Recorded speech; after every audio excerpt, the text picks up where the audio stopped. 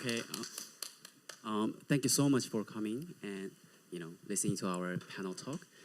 Today, our the panel talk topic is Web3 game economy and globalized for local games. So why don't we start introducing ourselves first? So maybe Kosei. Yeah, sure. Let me try my introduction in Korean.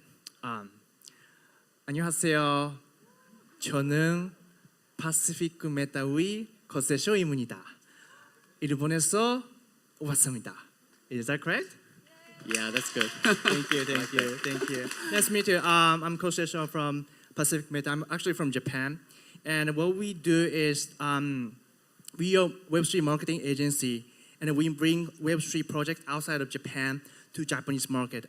And at the same time, we also help Japanese Web3 project to global market. That's what we do. Thank you so much. Hey guys, my name is Haewon Jung and I'm a research analyst at Zango. I cover game sector and focus mostly on Korean Web2 game companies that are building Web3 games. For those of you who are not familiar with Zango, we are a Web3 data intelligence platform. We show you guys on-chain data and reports based on on-chain data, off-chain data, and others. And thank you, Glitch, for having me here today. Thank you. Thank you, Haewon. Once again, let me introduce myself. My name is Nathan Kim. I'm the marketing director of Unopened, which is one of the largest incubator in Asia, building metaverse NFT gaming projects since 2021. About myself, I started working as a community manager since 2017. I've been through so many things in Web3, but for now, fully focusing on NFT and gaming projects. So I'm helping them build their ecosystem, community, and marketing, and external partnerships. So today we're going to talk about the Web3 game, and especially for local games, they need a lot of exposures and a lot of help from global users, and they have to target global users too. So we're going to talk about what they have to do and what they need, especially in this bear market.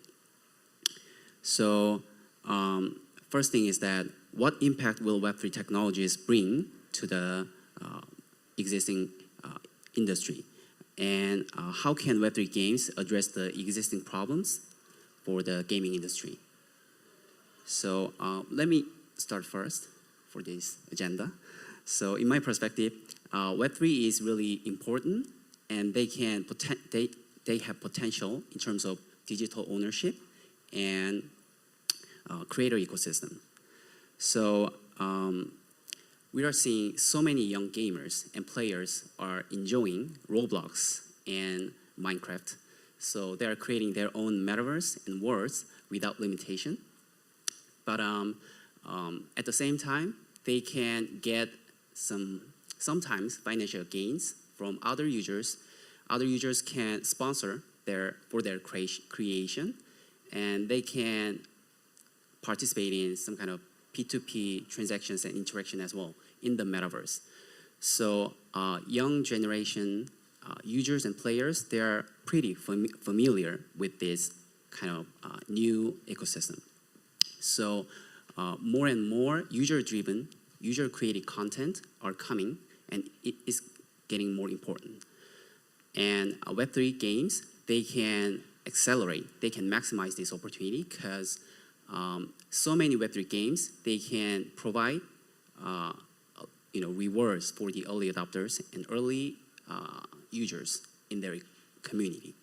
So I think we can provide right rewards to right users, but I think that we cannot actually define the user persona from the beginning, because in Web3, not like Web2, there are so many users who have different perspective, different persona at the same time.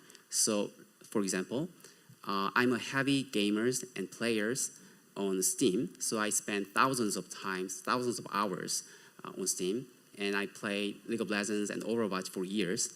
But actually, I never played that many Web3 games. So just a few games I played.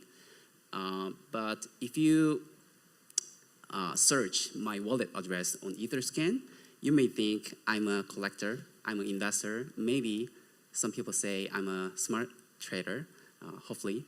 But I think we can't define and we can't just look for pure gamers from the beginning. So we have to find a lot of users from globally, and we have to sometimes risk-taking by rewarding them and encourage them to build the whole ecosystem together.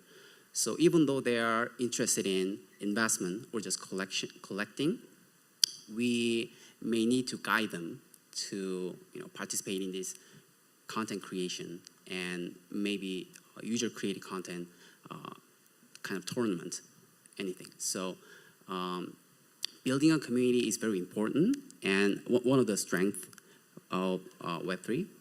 And young generation users, they are very open-minded to having digital collections and digital in-game items. So gamers in Roblox and Minecraft, they can make their own metaverse, but they don't want to pay like up to 40% of fees to the platform. But centralized platforms, sometimes they, by their policy, they can delete the content that users created, and they can even suspend the user account if they want. So Web3 can deliver transparency and decentralization and ownership to users, and which is very important, and that will maximize the opportunity for the future gaming industry. So can you please, maybe Kosei, could you start? Yeah, so I think there's two main impacts that Web3 technology might affect gaming industry. So first one is they may bring like more collaboration. So what does it mean? It means a collaboration between gamers and gaming company, and also a collaboration between companies and company. So for the first one, I believe, governance token. So users can own this governance token to have some say on actual gaming operation. So before this Web3 game, let's say you bought some like weapons on the Web2 game, but this weapon like one day, like all of a sudden, like gets super weak. Like everything is decided by the gaming side. But if you have voting right or governance talk, as a user, you actually have say on that. So that's in that way you have more collaboration between user and the gaming company. That's one type of collaboration. The other type of collaboration is between game and game. So there's a notion of interoperability. And then I think that's something important in Web3 game as well. So let's say you have this NFT, the company A created, minted. And actually you can use this NFT in another game. I think that sounds really interesting. And then it can be some like spice of like the way we play game. So for example, like we actually having some like horse riding NFT game, which is actually his project as well. And let's say we use this horse NFT in this game as a, like in terms of horse riding, but you can also use this NFT in other RPG game as real horse. You can actually ride this horse. So I think that this kind of collaboration is going to be more and more in the future of Web3 game. Yeah. And also another thing that this Web3 technology bring to the gaming industry is that they bring like new economics. So for both companies and also users, right? For companies to just create new revenue stream. So before that, like their revenue stream mainly count on advertisement or the user buy game or like subscription fee. But right now you have like NFT and the loyalty fee for that. So there's gonna be the new revenue stream for them. And for user perspective, the users, our retailers, they finally gain this financial incentive by playing game that I don't really have to mention because you guys know a lot of examples. So these two major change is something I'm really excited about in the future of Web3 game. Yeah. Well, I think Jose and Nathan covered most of the things that I was gonna say. So to add on, I also believe that blockchain technology has the potential to really advance and improve the overall gaming industry in the future with the notion of decentralization and what it can bring to the industry. And I think the most obvious and the most important example would be the transfer of ownership, which was previously limited to the game companies. But then with the blockchain technology, it becomes possible to transfer the ownership to the gamers with the form of NFTs.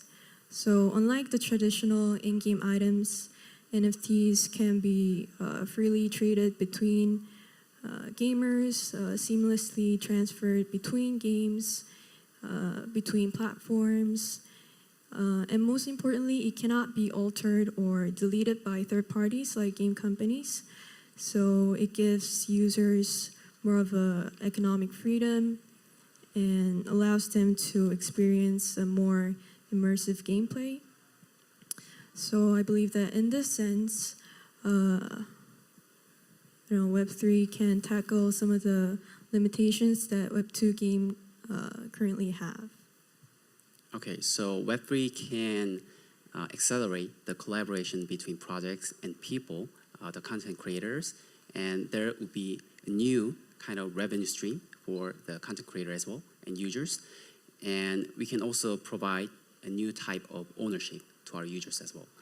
So these are very interesting. And what are the necessary elements and improvement for local games to compete in the global markets? So maybe Jose, could you start first? Yeah. So so before talking about like this kind of improvement, I think one really important thing is that I think marketing segmentation. I mean the marketing budget is limited, so you really have to choose a market that you want to spend your money. For example, like there's so many Japanese game using like very cute kawaii style girl, which I believe cannot be really popular in European market, let's say.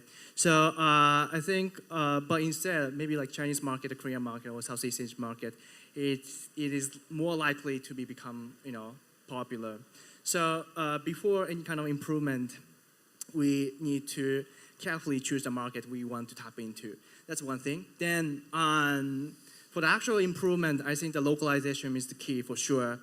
The localization can be like two parts. I think the language, obviously, because for Japanese market, no one understands English, and then no one want to consume anything in English.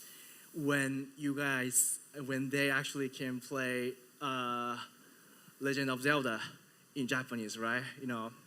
We really need to localize everything into the local language so that they want to give a try to your game. And well, apart from the language, I think I'm talking about a game in general, but you really need to customize the visual as well. For example, like for some regions, the too sexy like girl like character is not really acceptable, right? So you have to adjust it. So like these kind of localization is key. And then in terms of communication or communication channel, you also have to localize. For example, in Japan, the most game players exchange information or talk about games on Twitter.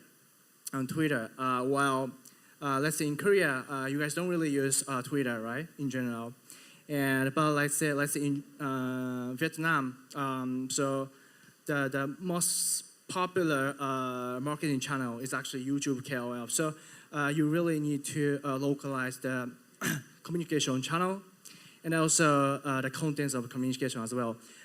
By saying that, what I mean is that for some area, the financial incentive, let's say you can earn this amount of money, is more effective to attract users.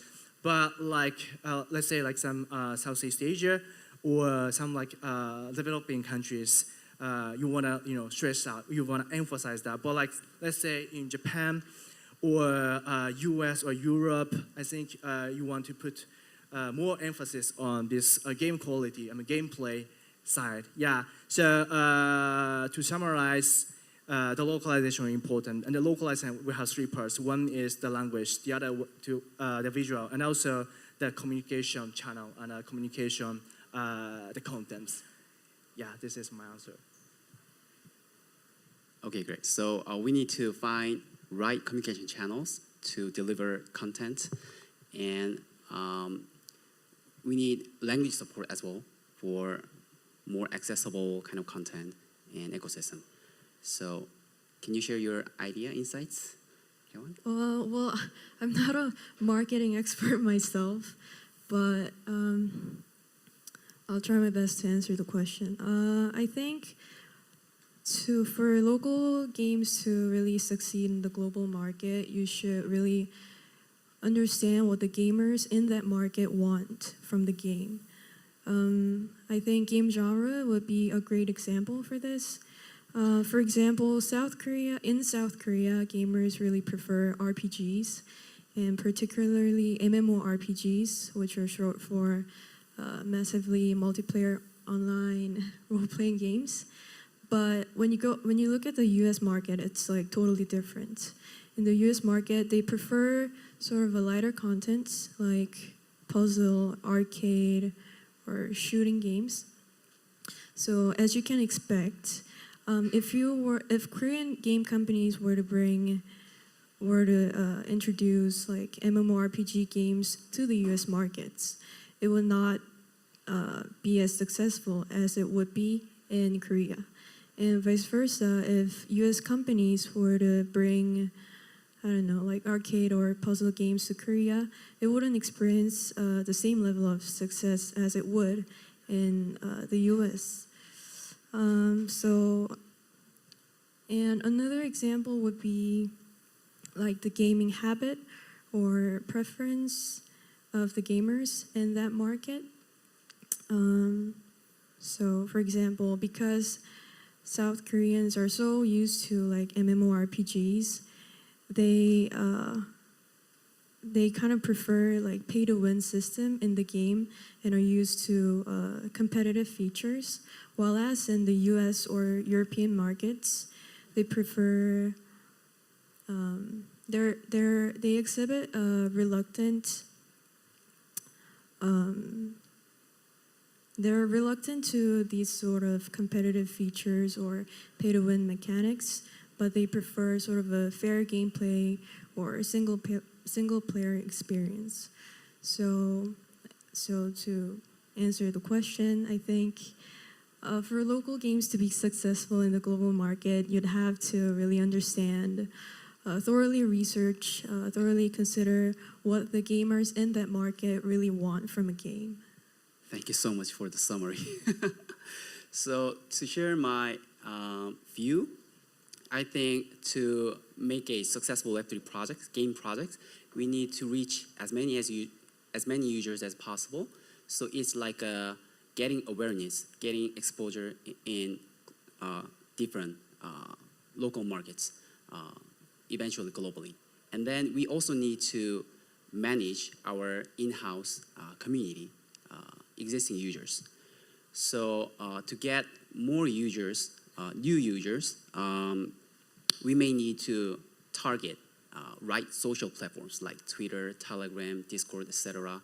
But in Southeast Asia and Latin America, probably Facebook is more popular, and in China, definitely Weibo and WeChat, and in Korea, Telegram would be definitely one of the most popular platform, and in Japan, maybe North America and some European countries, Twitter is the leading platform to communicate each other. So we need to check the local social platforms, the social platforms that are really popular locally, and we have to check our in-house community as well. So to communicate well, sometimes we need to translate a lot of content in different languages, but startup companies, there are so limited members in the team, so we can't translate the whole languages. So we need to go to our community. Maybe it could be Twitter, Discord, Telegram, but we need to find some people that are willing to help us. So community moderators or some volunteers. There are always people that can help us to do a lot of things. So sometimes these days they can help projects find more collaboration partners and marketing partners, even KOLs, so the project can maybe appeal different types of people in different countries, and so that they can expand their awareness globally. So that was what I was thinking to add on your insights. And the next question is, what are the regional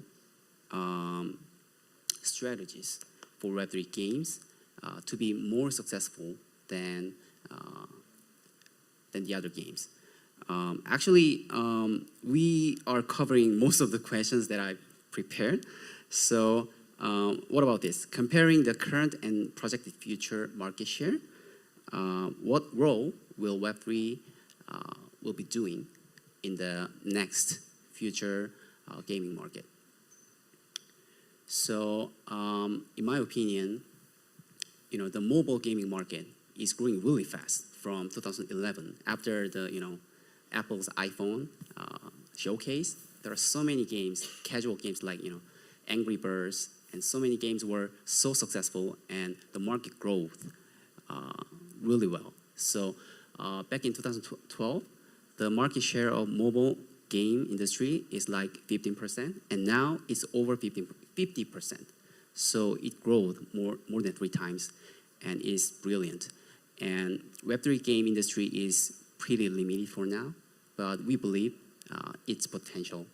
So maybe you can share your some views about the future of Web3 markets. Kosei, could you start first? Yeah, sure. Like about the Japanese market and Korean market also. One interesting thing is that those traditional Web2 gaming companies are coming to this Web3 space, like Square Enix, Sega, Bandai Namco, Grid, DMM.com, like those like traditional, or let's say a bit like conservative Web2 gaming companies are coming to this field, which I believe like they are going to facilitate mass adoption of Web3 game, or like even further, like blockchain technology or Web3 technology itself. 2 weeks ago, there was like first ever NFT game published by Square Enix called Shisansei Million. So that was kind of popular in Japan right now. It is popular in Japan right now, and they're going to have like another one next month. And I checked YouTube regularly, and I love this Web2 gaming YouTuber, and actually this guy introduce this Web3 game to his audience. I think I think that makes sense. I think in this way, Web3 gaming population will be bigger and bigger. I mean, because of those traditional gaming companies coming to this field, so that's why so many fans or gaming streamers pay attention to this, and then eventually these influence will affect the end retailer. And so yeah, I think Korea is I think same situation, but especially in Japan because there's more and more traditional gaming companies that are coming to this field. So there's gonna be more and more Web3 game backed by them, and then we can have more Web3 gamers in the future. So I think the mass adoption of Web3 games might start from Japan or East Asia, including Korea. Yeah. For me, I'll take more of a conservative approach. Well, it's really difficult to predict what the future gaming industry will be like, or what Web3 game, what kind of role Web3 game will partake in this industry. And I honestly don't think that Web3 game will completely replace Web2 games, and I also don't believe that not all Web2 games would have to implement Web3 components in their games, not necessarily. But what I'm sure is that Web3 games are here to stay, and that they will kind of share and introduce to the gaming market sort of a new idea based on the notion of decentralization, such as the transfer of ownership, just like I mentioned earlier, and what else? Better interoperability between games and platforms, and empowering communities, empowering their power in sort of a decision-making process. And I think these will tackle the limitations and problems that Web2 games currently have, and will eventually better the gaming industry as a whole. But I still believe that we still have a long way to go, and we still have a lot of challenges to overcome. But in the long term, I think it'll advance the industry. Personally, I remember that back in 2021, Axie Infinity, they actually earned over $40 billion within 90 days. It doesn't make sense because they had only 700,000 users, monthly active users. So at the same time, during the same period, League of Legends, they had more than 100 million users monthly. So Web3 has very unexpected kind of performance over time. And I think there's a good news is that almost 40% of existing Web3 games are going to launch their game within 12 to 18 months. So there are so many well-made games are coming within 1 to 2 years. So we can expect a lot of interesting activities, and maybe the gas cost will be spiking again that we experienced in 2021. But I think that makes this ecosystem more stronger because more users and more activities are generating, then we can leverage it to create more content and more products. So local games, today we learn that they need to find right social platforms, and they need to provide local language support, and they need more collaborations, and there are so many opportunities. But at the same time, Web3 game can substitute the existing Web2 industry. Like I said, mobile industry still have 50% of the market share. It's huge, but it doesn't just have the whole market. So Web3 industry and gaming market will be getting bigger and bigger, but we need to think of these great insights and considerations while building some sound ecosystem. So thank you so much for sharing your insights and experience today. Thank you. Thank you. Thank you.